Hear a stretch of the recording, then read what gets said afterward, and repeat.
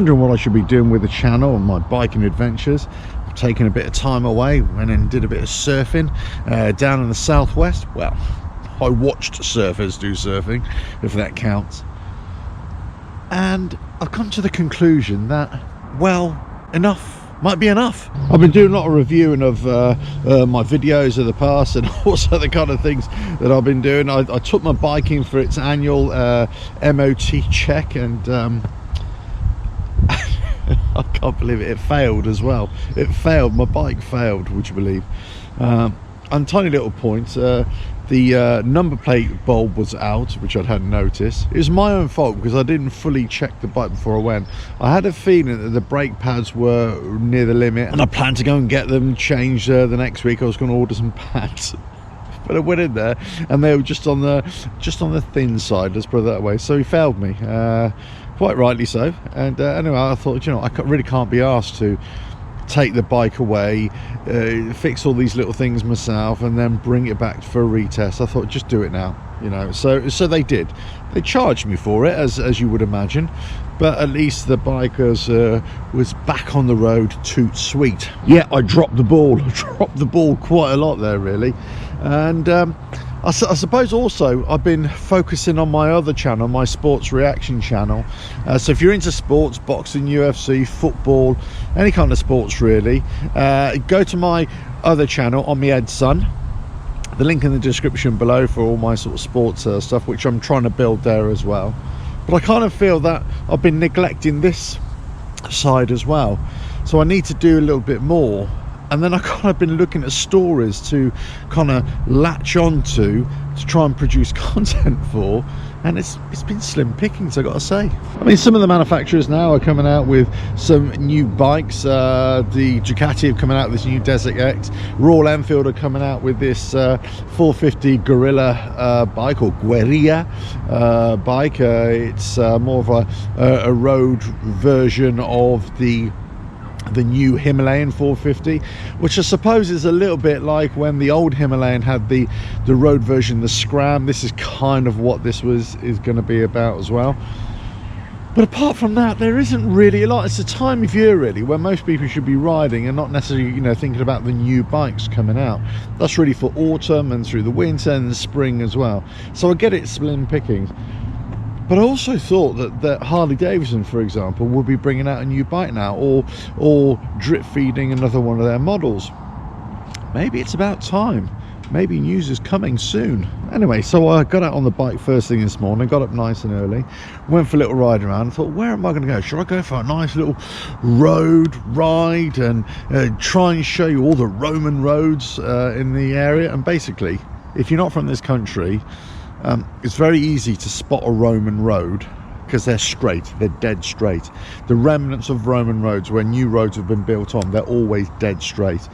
So in this country we've got lots of windy roads, but you ever come across a really dead straight road, it's usually an old Roman road as well, or built on an old Roman road as well. So I thought I'd go and show you some of those, but then I thought, nah. So then I thought, you know what, I'd ride around to another bikie cafe and get some food and talk about the latest sandwich that I like to eat. And then I thought, well, I've already had breakfast, and you know, and lunch I've already got, and yeah, I thought, nah. And then I thought, you know what, I haven't been to a bike rally in a while, I wonder what's happening. So last night I was looking to see motorcycle events in my area, and I didn't find anything. And because I'm not on social media anymore, because I don't do Facebook or Twitter or Instagram or anything like that, right? I might have told you this in the past. The only thing I do is YouTube and the website. For that reason, I miss out on that kind of news filtering through about motorcycle events.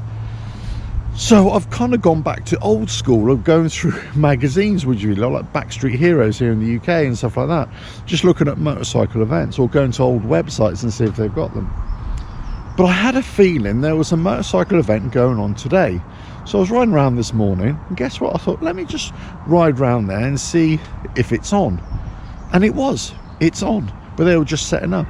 So I thought, you know what, I'll go home, walk the dog, have a little coffee, get back on the bike and go check it out. So that's what I'm going to do.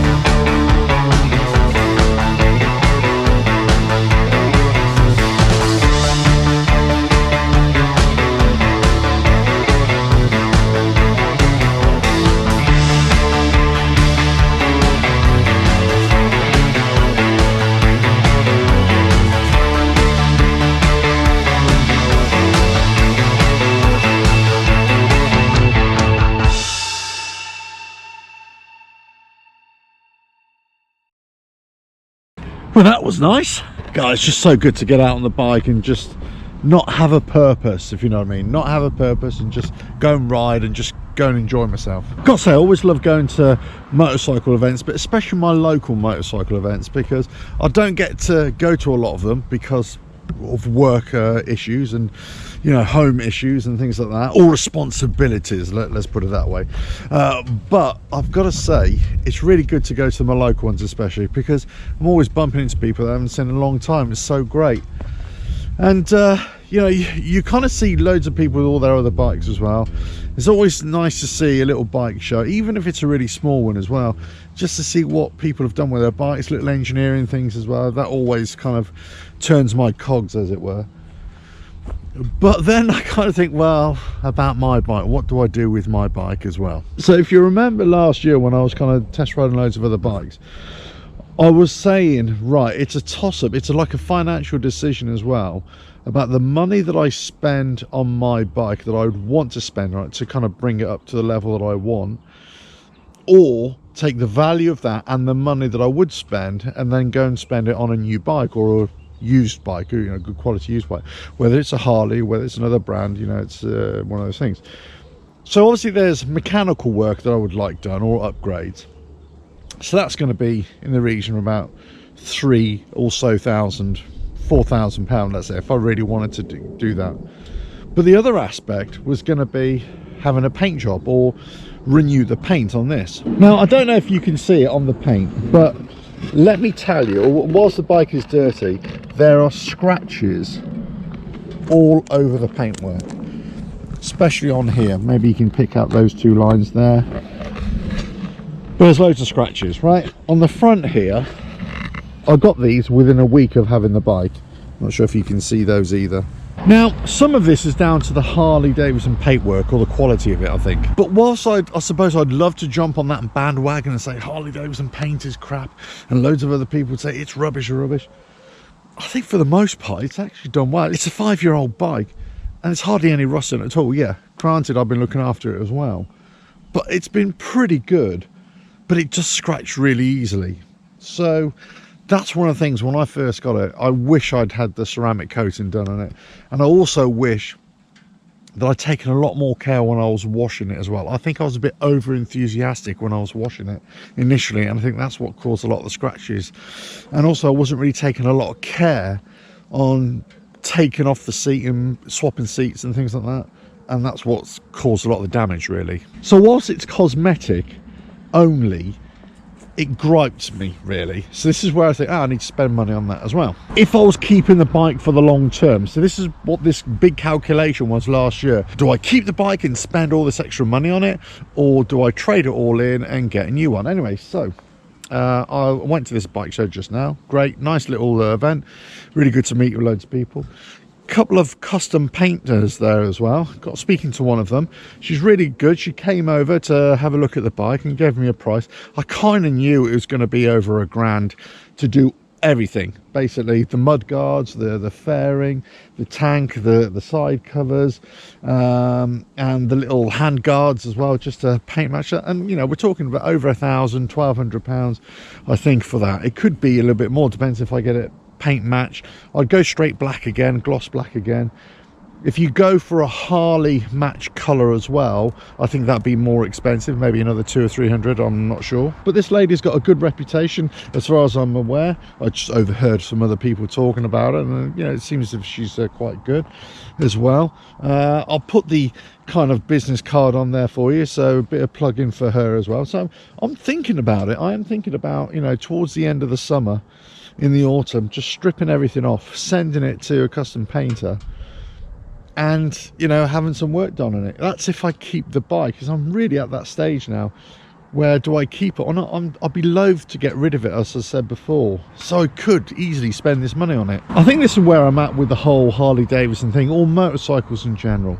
They are they are usable machines for me. They are working machines. They are daily machines as well. They're not show bikes. That's it. I've never had a show bike. It's always been a working bike. So they get dirty. They get scratched over time. And it's whether I can justify spending another £1,200 just to renew the paint on it, which it's got surface scratches on it, but it's not as if it's damaged or anything like that. It's just, it's more of an annoyance, really. Now, don't get me wrong, okay? You could easily spend a lot of money based upon meeting somebody who's, let's say, very pleasant, very easy on the eye, very nice, very welcome, and also very helpful and knowledgeable, right?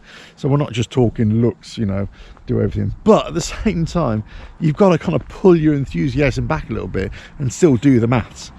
Is it really worth it? Paint jobs for me have always been a bit of a black art, bit of a science, really, that I haven't quite worked out. I appreciate that all the work goes into it, and obviously I'm always for supporting my local motorcycle community as much as I possibly can. But at the end of the day, we all have, you know, constraints on our wallets as well. So you'd love to help people out and give them the work, but you might not have the money yourself, so you have to justify it as well. So paint jobs are a funny thing. I remember having a mudguard done a few years ago, and I was just so surprised how much they charge for it. And then I thought, well, hold on, you put all that time into it, and you've color matched everything, and you've had to sand it all down and bring it all back. It's never the materials, is it, with paint? It's always the time. And of course the expertise. Yes, I was really glad I went round this morning and went on a ride and came across the bike event, which I thought was going on.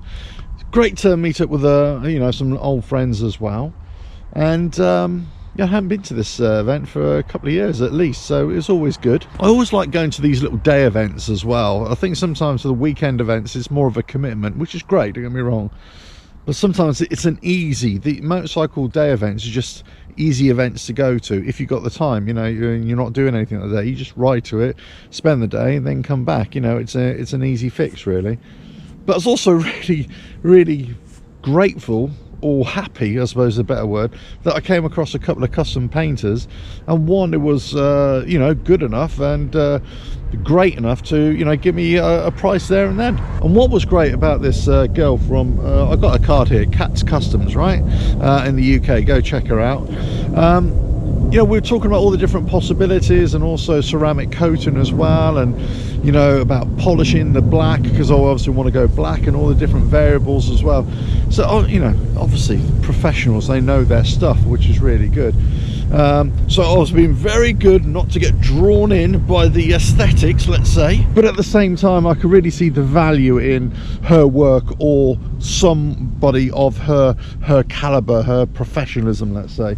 And I can tell, yeah, it's going to be a good £1,000, 1,200 plus to have everything repainted, you know, back to a spec that I want, but also try and have it as like a harder wearing paint or a harder wearing lacquer as well. But that's when we start talking about having it all ceramic coated as well, and the variables which you go for, having a different type of lacquer, or over polishing it, or having lots of polish on it versus the ceramic coating, because they would do a lot of that in that process as well.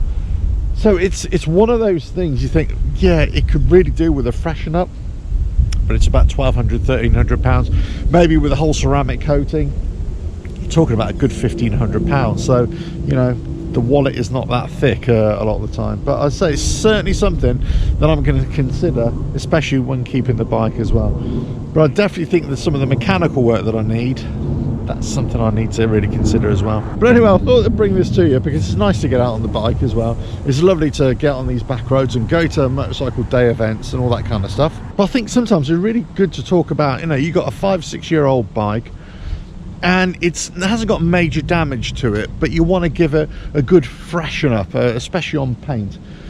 And really, just to have a basic paint job, really, you're talking in the high hundreds. For a good quality one, you're talking, you know, possibly 1,000, maybe a little bit more. If they're having to repair rust or or gouges, deep gouges, that kind of thing, you're probably talking even more than that. So there are different levels of a paint job that you can have, I'm sure. But for now, the heroic Harley will have to stay a little bit grubby, a little bit scratched, I'm sure. I'll keep her ticking over for the summer and see what's what. But yeah, I could definitely see a paint job coming on this bike at some point, and I'd have to be extra careful about protecting it. But I think if I'm going to invest in that money, the bike will be a keeper. It wouldn't be that I'd spend the money and go and sell it, because you'd never get your money back. There's no point in spending that money on it. You'd have to want to keep it, and I definitely want to keep it. But it's always that, you know, which way do I go? Do you know what I mean? But in terms of the mechanical stuff, I definitely see that as a priority first of all, I think. I suppose the other thing about the paint job as well, it'd be on the price. It'd be the difference between a custom painter like Motorcycle Painter, who sort of knows their way around motorcycle parts. Or is there any difference between taking it just to a normal body shop? You take everything off and then, you know, see what they can do with it as well. You know, that's just something I need to consider. Anyway, enough gassing about the bike. I'm going to get on the heroic Harley and go down the road and enjoy a bit more of this glorious weather on the heroic Harley, and just keep on thinking about all the things I could do to the bike and spend on it and everything like that. But anyway, that's this video. It's been a video about nothing really, or a video about paint and day rallies and just seeing old friends. Not much more to say really, but ciao for now, and I'll catch you again on the next video, whenever that is. Ta-da!